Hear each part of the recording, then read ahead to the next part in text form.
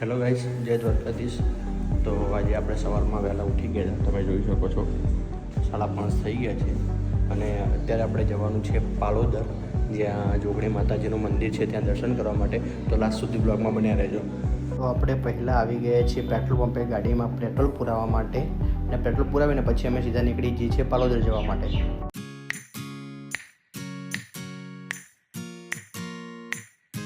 તો finally guys આવી ગયા શ્રી 64 જોગણી માતાજી મંદિર પાલોદર।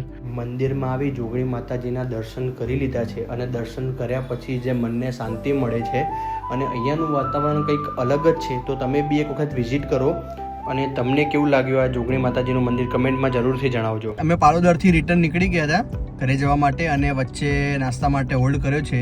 તો નાસ્તામાં છે સેવ ખમણી છે અને ખમણ છે।